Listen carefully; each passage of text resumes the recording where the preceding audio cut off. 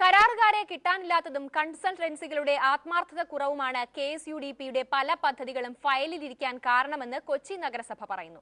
അതേസമയം വിവിധ വകുപ്പുകളുടെ ഏകോപനമില്ലായ്മയാണ് പദ്ധതികൾ വൈകിപ്പിച്ചതെന്നാണ് പ്രതിപക്ഷത്തിന്റെ കുറ്റപ്പെടുത്തൽ.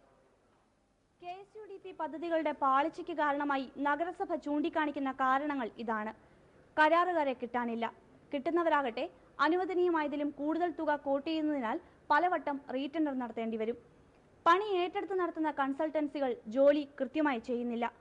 പദ്ധതിയിൽ കാലോചിതമായി വരുന്ന ചെറിയ മാറ്റങ്ങൾക്ക് പോലും വീണ്ടും അംഗീകാരം ലഭിക്കാൻ ഏറെ സമയമെടുക്കുന്നു.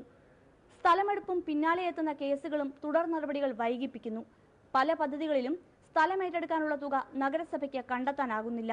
തിരുവനന്തപുരത്തിരിക്കുന്ന ഇതിന്റെ ഉത്തരവാദിത്തപ്പെട്ട ഉദ്യോഗസ്ഥന്മാർക്കും സാങ്കേതിക വിദഗ്ധർക്കും കൊച്ചിയിലെ ചിറ്റൂർ റോഡിലുള്ള കാനയ്ക്ക് സ്ലാബില്ലാത്തതും അവിടുത്തെ പ്രശ്നങ്ങളും സൗത്ത് റെയിൽവേ സ്റ്റേഷൻ്റെ അവിടെ ഗേൾസ് ഹൈസ്കൂളിൻ്റെ അവിടെയുള്ള ഇന്നത്തെ റോഡിൻ്റെ സ്ഥിതിയും ഫുട്പാത്തിലൂടെ യാത്ര ചെയ്യുന്ന ആളുകളുടെ പ്രയാസവും അവർക്ക് മനസ്സിലാകുന്നില്ല എന്നുള്ളതാണ് ഞാൻ മനസ്സിലാക്കുന്നത്. പക്ഷേ കോടികൾ കയ്യിലിരിക്കുമ്പോൾ നഗരസഭയുടെ വാദങ്ങൾക്ക് പ്രസക്തിയില്ലെന്ന് ചൂണ്ടിക്കാണിച്ച് പ്രതിപക്ഷം പറയുന്നത് ഇങ്ങനെയാണ്. KSUDP പോലുള്ള വലിയ ജോലികൾക്ക് കരാറുകാർ പ്രതിസന്ധി സൃഷ്ടിക്കുന്നില്ല. ഉദ്യോഗസ്ഥ തലത്തിലുള്ള വീഴ്ചയാണ് പദ്ധതി വൈകിപ്പിക്കുന്നത്. കൺസൾട്ടൻസിയെ കുറ്റമേൽപ്പിച്ച് കൈകഴുകാനാണ് നഗരസഭയുടെ ശ്രമം.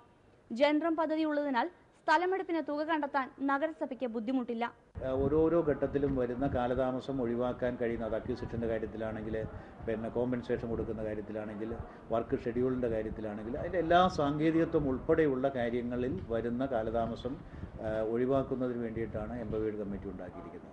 പക്ഷേ എംപവേർഡ് കമ്മിറ്റിയുടെ മുന്നിൽ പലപ്പോഴും നിർദ്ദേശങ്ങൾ എത്തുന്ന നിർദ്ദേശങ്ങൾ തന്നെ പൂർണ്ണമാകാറില്ല.